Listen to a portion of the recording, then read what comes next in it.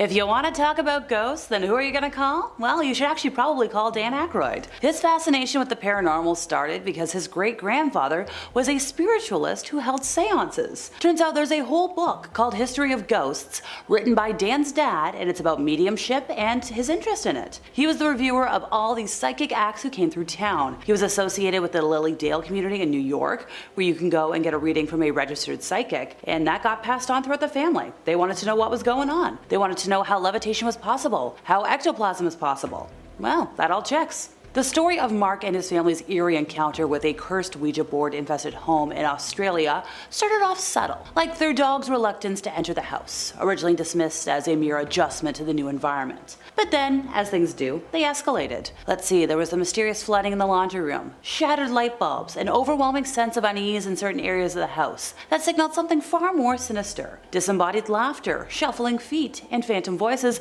only intensified their torment. As the supernatural disturbances grew unbearable, the family decided to take action. The mom's brave confrontation with the paranormal, reading Bible verses aloud, was met with the spirit's fury, resulting in potential poltergeist activity. The peak of this terrifying tale came when the youngest member of the family miraculously survived a fall from an open window. This event was the final straw, prompting them to flee the cursed house without looking back. Bourras, a nondescript neighborhood in the Indian capital of Delhi, attained notoriety after 11 members of the Chundawat family were found dead inside their home, amid whispers of occult practices. So police say 10 of them were dangling from the ceiling, and their hands were tied behind their backs, and their eyes and mouths were covered with cloth. And police have zeroed in on one of the men in the family, one Lalit Chundawat. So documents and phones that were recovered from the house hinted at Lalit's interest in spirits and ghosts. Police believe he frequently visited crematoriums, obsessively watched paranormal content, and notes found in one of the diaries hint at a strong belief that supernatural forces would intervene and save the family. And apparently it motivated the family to do what they did. The notes in the diaries laid out exactly how the family needed to carry out this act before they were to have been saved. And it looks like a lot of these instructions were carried out. These notes also refer to Thursday or Sunday as the chosen days, and police believe the deaths occurred between late Saturday night and early Sunday morning. The diaries listed out that the family needed to cover their eyes and mouths with a cloth during the ritual, and that's where we're going to end that because I'm not telling you how to do this. One night, Lorraine Warren received a voicemail from a Mrs. Sandy Foster, who nervously described a very distressing situation and begged the Warrens to return her call. Although it was 12:40 in the morning, Lorraine immediately tried to call her back, and while the phone rang, the connection wouldn't connect. The next day, Ed and Lorraine made the decision to go pay the Fosters a visit, just to be safe. Well, Mrs. Foster brought up that her daughter Meg had been really interested in the occult, and had actually purchased a book on conjuring as a gift for her daughter. And based off the description of it, I think it was a copy of the Ars Goetia. The family described a plethora of instances of demonic activity, and Lorraine herself experienced an inhuman presence throughout the home. So Ed told the family he and Lorraine could handle everything, but hey,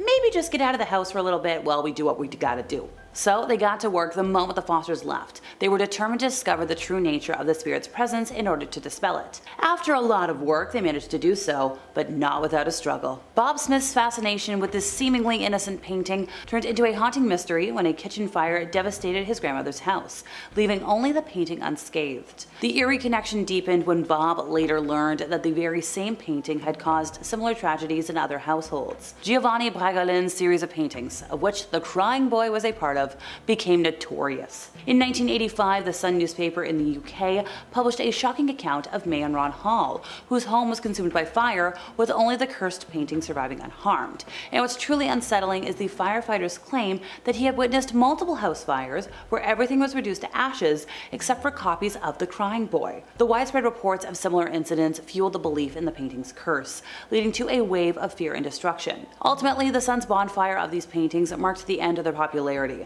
but a few copies still linger, carrying with them the ominous aura of the inexplicable. A doll originally belonging to Robert Eugene Otto, an artist, was described as eccentric once upon a time. Neighbors of Robert used to hear him having a conversation with the doll, and this continued into his adult years. He brought the doll everywhere. He talked about it in the first person, as if it wasn't a doll, as if Robert was his own being. Well, the doll remained stored in the Otto family home until Robert the human passed away in 1974. After his death, a couple bought the house, and their daughter found the doll in the attic, and she claimed that the doll was trying to kill her. So the family got rid of it. The doll is now on display in a museum in Key West, and don't worry, the doll still curses people. His last caretaker before the museum experienced him disappear and reappear as he pleased. They heard footsteps, they heard giggling in the attic. Some folks even claim that Robert's expression changes when anybody badmouths Otto in his presence. He's also been responsible for a couple of car crashes, some divorces, broken bones, so go near him at your own risk. Number 5, the Habsburgs. The Habsburg family was one of Europe's most powerful dynasties, controlling vast territories that spanned from Austria to Spain, everywhere, you name it. Their strategy for maintaining power included arranged marriages within the family to preserve their bloodline, but this also, of course, led to health issues like the infamous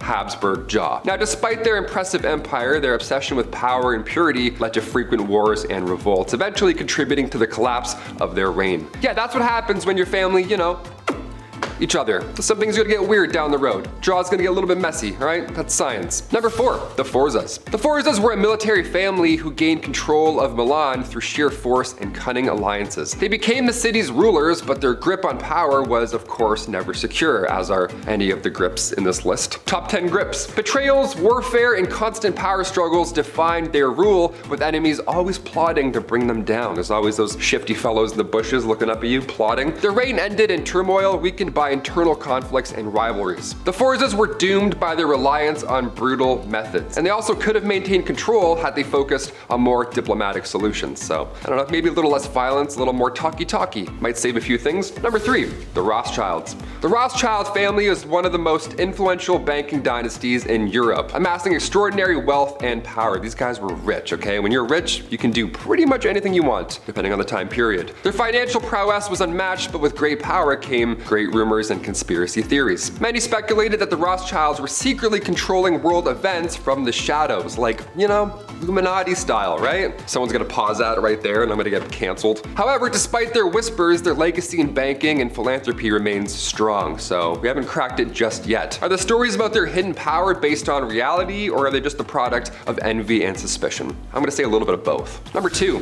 the Kennedys. The Kennedys are often referred to as America's royal family, right? But their story is filled with both triumph and tragedy. From John F. Kennedy and Robert Kennedy to the many personal misfortunes that the families faced, their legacy is often overshadowed by the so-called Kennedy curse. Now, despite this, the family's influence in politics and culture remains undeniable. Is the Kennedy curse real, or is this just a series of unfortunate events that we've looked too hard into? I mean, who was that guy with the umbrella, right? Did you ever crack that? Who was that man? You don't need an umbrella, it's a sunny day. And finally, number 1, the Bonapartes. Napoleon Bonaparte's rise from a military general to emperor of France was honestly the stuff of legends. Great movie also, Joaquin Phoenix, so good. After crowning himself emperor in 1804, Napoleon expanded his empire, placing his family members in position of power across Europe. However, his ambition was his undoing. They would call him like the little king or something, or like little man or something. I mean, would you really want to piss a guy off like this? No, okay? Following a series of military defeats, most notably at the Battle of Waterloo, his empire eventually crumbled and the Bonaparte family's influence never fully recovered. Napoleon's unquenchable thirst for power eventually led to his downfall, and his empire was always destined to collapse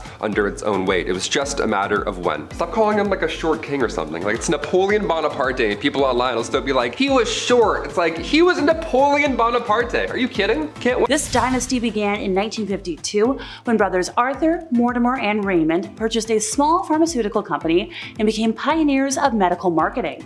A generation later, that company became known as Purdue Pharma. In 1995, under the leadership of Raymond's son Richard, Purdue introduced the United States to its medical miracle, the magic capsule that could melt pain away and give people back their lives. Overdoses have killed over 1 million people in the US since 1999, and this family, dubbed America's most evil family, is directly responsible for a significant portion of those. You gotta ask, how could an entire pharmaceutical company not realize that they were selling candy-coated addictions? Or rather, how much profit made it acceptable to turn a blind eye to the fact? Everybody involved were rolling in cash at the expense of millions of lives. Over the span of the company's existence, Purdue earned $31 billion in revenue, with a majority of that wealth going right into the pockets of the family, whom Forbes magazine listed as one of the 20 most wealthy families in the US back in 2016. The US government first began looking into the company in the early 2000s, 2000s, and after a series of negotiations, the first major penalty for the company came in May of 2007, and in October 2020, the company reached an $8.3 billion settlement with the US Justice Department. So the family, the Sackler family, as part of the settlement, would only have to cough up $225 million of their personal wealth, which is less than 2.5% of the total amount of money they withdrew from Purdue solely during the peak of the crisis from 2008 to 2017. They were also allowed to continue to admit no wrongdoing or face any criminal charges. The Bourras brothers were an Italian-American group headed by 4 brothers and several other associates. They lasted from the 1980s to 1999, when Lorenzo became a capo in the Soprano crime family, and the other brothers joined him. They acted mostly as a group for hire for bigger groups, but they did control their own territory, earning them a spot on today's list. The Buffalo crime family flourished from 1922 until 1969 under the leadership of Stefano Magaddino. At the time, the Buffalo organized crime scene needed new leadership, and this crime family was found in 1912 by Joseph DiCarlo and Angelo as boss and underboss, respectively. DiCarlo ran the Buffalo family until he passed in 1922, and then Magaddino took over. Upon his arrival, Magaddino began to build an empire in Western New York. Magaddino was one of the founding members of the Commission, by the way, the overarching organization that linked all these syndicates together that began in the 1930s. Kind of a huge deal. The Hart brothers, Micah and Wiley, terrorized settlers in the remote mountains immediately after the American Revolution. They had stayed loyal to the British Crown during the struggle and may have decided that they had better move west after the American victory. They survived by robbing and killing settlers who were beginning to cultivate the area and appeared to have thoroughly enjoyed the killing part. Well, thankfully, it wasn't long before vigilantes were like, hey, let's do something about this. Micah died of his wounds when a posse caught up with them in 1799. Wiley escaped, but the authorities captured and took care of him in 1804. It was 1998, and the New York City tabloids were buzzing with the news of Irene Silverman. The wealthy widow, a former Radio City Music Hall rockette, had gone missing. Well, let's see, who do we got? Sante Quimes and her son Kenneth were secretly sharing a bed on the first floor of the 82-year-old's $10 million townhouse, which she ran as a boarding home. Now, Silverman had always been wary of Kenneth, particularly. According to news outlets, the 23-year-old changed the locks and refused to let anybody in. He didn't socialize, he paid his rent in cash. Whenever he entered or left the building, he would shield his face from security cameras. Well, the beloved redhead, who was last seen on July 5th, seemingly vanished after saying that she wanted to evict him. And at the time of her disappearance, Kenneth was using the alias Menny Gurin. Well, investigators obtained a search warrant to enter his apartment and found the bed was stripped, there was black trash bags, duct tape. You can put 2 and 2 together and make 4. Experts say the answer was simple: greed. The possibility of tricking an elderly woman out of her lavish Manhattan home and getting away with it was too good to pass up. The Colombo crime family is the youngest of the 5 families that dominate organized crime in New York City.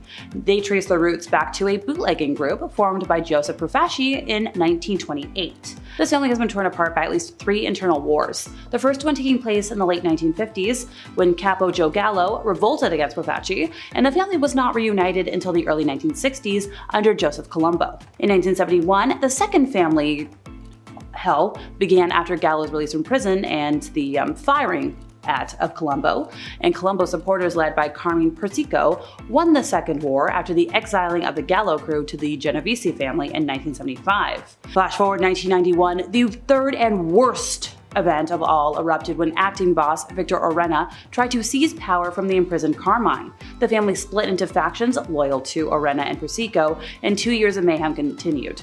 It ended in 1993 with 12 family members dead, Orena imprisoned, leaving Persico the winner more or less by default. In the 2000s, the family was further crippled by multiple convictions in federal racketeering cases and numerous members becoming government witnesses. A lot of folks think this is the weakest family. Famed AEW wrestler Malachi Black has a fascination with the occult because he grew up in a household that had some very disturbing and interesting things. So he knows how to create these cult-like characters on TV because, well, he grew up with it. He understands it. It was something that had a great influence on him because his grandfather would tell him incredible stories about, and well, once again folks, we're gonna get bizarre here. He would tell him stories about things that he witnessed with black magic in Malaysia. There was a type of voodoo that they used that was called guna guna, and the grandfather got involved with that. He saw it happening around the camps. Things were strung up and soldiers were sick and they couldn't find what was going on. And the villagers were like, oh, he's being subjected to this voodoo, which kind of sparked Malachi's interest. When he was growing up, he was exposed to a lot of perhaps strange things,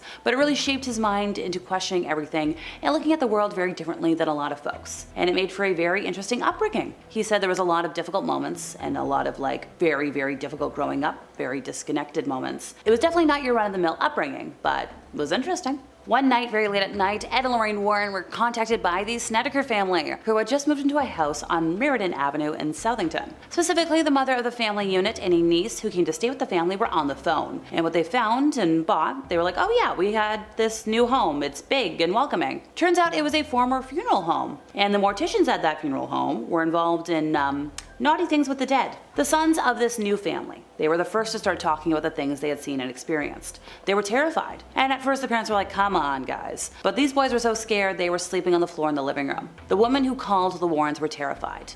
They were hiding in a small bedroom in the back of the house, and the covers on the bed around them were levitating like there was a fan blowing them around. And Lorraine said that while they were on the phone, even more bizarre events started happening. The mother had rosary beads in her hand, and while she spoke, the beads were actually being pulled apart and falling to the floor. A blessing of the house seemed to do nothing to calm things down. The church eventually sent an exorcist, which seemed to do the trick, but not before one last hurrah from whatever was doing all this chaos. So there was this huge tree in front of the house, right? And half of the tree, with no wind, broke off and fell on the property. Yeah, I'd be hightailing it out of there after that. In the chilling case of the Perron family, their seemingly serene farmhouse in Rhode Island concealed a dark and malevolent secret. Soon after moving in, strange occurrences were unraveling, initially dismissed as minor inconveniences. Brooms moved on their own. The young daughters were seeing apparitions. Carolyn Perron, determined to uncover the truth, delved into the history of the house and discovered a lineage plagued by mysterious and tragic deaths spanning 8 generations. The most ominous presence of that was of Bathsheba Sherman. Bathsheba's malevolent intentions became evident as the family's life spiraled into a nightmare. One harrowing incident involved Carolyn experiencing an inexplicable puncture wound on her calf, resembling a large sewing impalement. This unsettling occurrence was just one of many tormenting episodes endured by the Perron family over their decade-long residency in the house, known as the Old Arnold Estate. Now the Warrens were summoned to help because who else? And they identified a mysterious box, which they believed acted as a conduit for Bathsheba's demonic energy to afflict the household. So they performed their blessings, they removed the malevolent object, and lived to tell the tale. Patty Donovan's innocent curiosity led her down a treacherous path when she engaged with a Ouija board, believing she'd found a friend through the board. And as she grew emotionally dependent on this entity, the malevolent spirit, once her confidant, turned into a demonic force, wreaking havoc on her entire family. It targeted their vehicles, it disassembled engines, it punctured tires. Things escalated. We're talking crazy vandalism around the home, inexplicable damage to the property, to the point of levitating furniture, rocks raining down in the house. Father Ted Donovan's desperation led him to seek help from Ed and Lorraine Warren. So upon their arrival, they knew right away there was some malevolence, and they found out about the Ouija board. So they realized, okay, this is bad, and they initiated the process for an exorcism, which sadly took a month to be granted. So during that time, the family endured more torment and destruction at the hands of the entities. Finally, exorcism takes place, liberating the family from their demonic ordeal. But they're left with a substantial financial burden because, well, extensive damage. The Gambino crime family, another one of the big 5. They went through 5 bosses between 1910 and 1957 and are named after Carlo Gambino, boss of the family at the time of the McClellan hearings in 1963, when the structure of organized crime first gained public attention. I believe their most prominent member was underboss Albert Anastasia, who rose to infamy as the operating head of the underworld's enforcement arm. The rise of what was probably the most powerful crime family in America for a time began in 1957, when Anastasia was killed while sitting in a barber chair at the Park Sheridan Hotel in Manhattan. Experts believe that Anastasia's underboss, Carlo Gambino, helped orchestrate the hit to take over the family. Gambino then partnered with Meyer Lansky to control gambling interests in Cuba. The family's fortunes grew through 1976, when Gambino appointed his brother-in-law, Paul Castellano, as boss upon his death. Now, Castellano infuriated upstart capo John Gotti, who orchestrated Castellano's killing in 1985. Gotti's downfall came in 1992 when his underboss, Salvatore Sammy the Bull Gravano, cooperated with the FBI. This cooperation brought down Gotti, along with most of the top members of the Gambino family. And the Lucchese family is the last of the big 5 that we're going to talk about today. They started in the 1920s and were taken over by Tommy Gagliano during the Castellamarese War and led by him until he passed in 1951. Known as the Gagliano crime family under Gagliano, the family kept their activities low-key. Their efforts were concentrated in the Bronx, Manhattan, and New Jersey. Now enter Tommy Lucchese, who had served as Gagliano's underboss for 20 years, and he led the family to become one of the most powerful families to sit on the commission. Lucchese teamed up with Gambino's boss to control organized crime in New York, because Lucchese had a stronghold on the garment industry and took control of many crime rackets for the family. Fun fact though, for most of its history, this family was one of the most peaceful ones in the nation.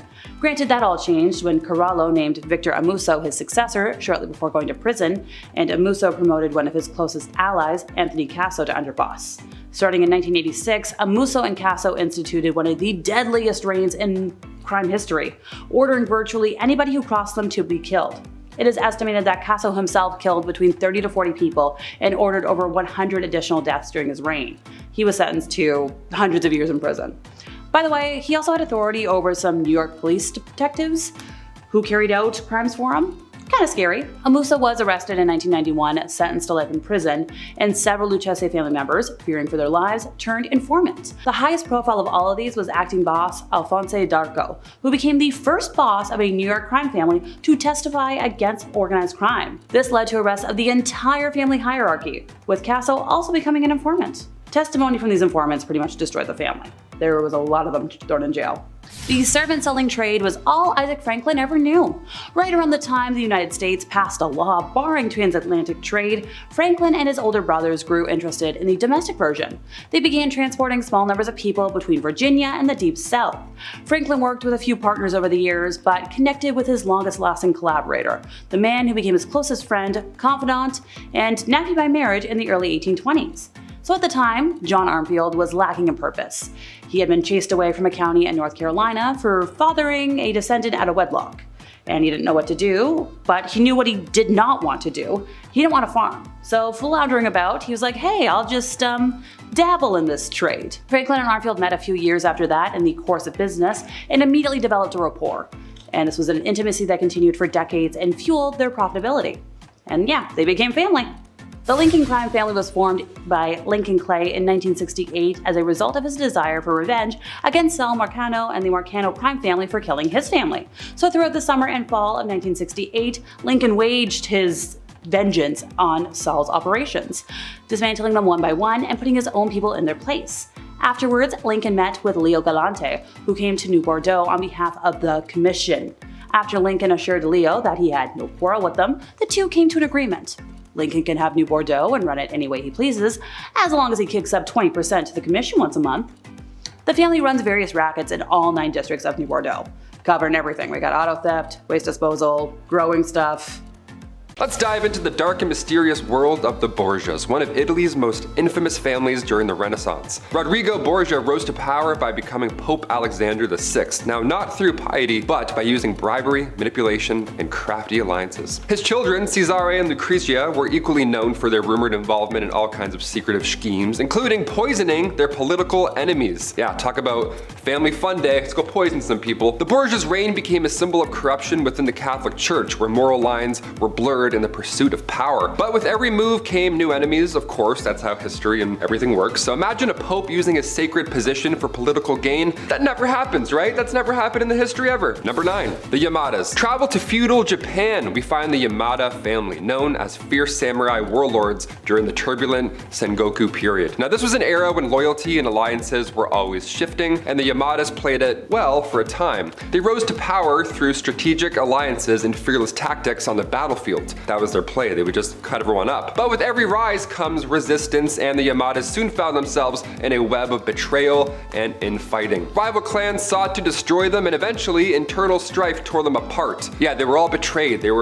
gotta watch your back, right? Was it the unforgiving nature of feudal Japan that caused their downfall, or could the Yamada family have maintained their power if they had remained united on the inside? Number 8, the Ptolemies. One of the oldest families on this list, going back to 300 BCE. The Ptolemies ruled Egypt after Alexander the Great's empire fractured, but their reign was filled with more drama than dance moms. I mean, it was really crazy back then. Sibling rivalry took on a whole new meaning, with brothers and sisters plotting against each other for the throne, Game of Thrones style, you know? Cleopatra Cleopatra, the last of the Ptolemaic dynasty, famously aligned herself with Julius Caesar and later Mark Antony in a bid to secure her reign. But family betrayals and internal power struggles weakened the dynasty over time. How much of their downfall was due to strategic missteps, and how much was simply a case of family drama spiraling out of control? Sounds like a family Monopoly night. Everyone's just mad at each other, yelling. That's a McWaters Monopoly night right there. Number 7, the Tudors. The Tudors are one of Britain's most famous dynasties, and for good and bad reasons. Henry VIII's desperation for a male heir led to the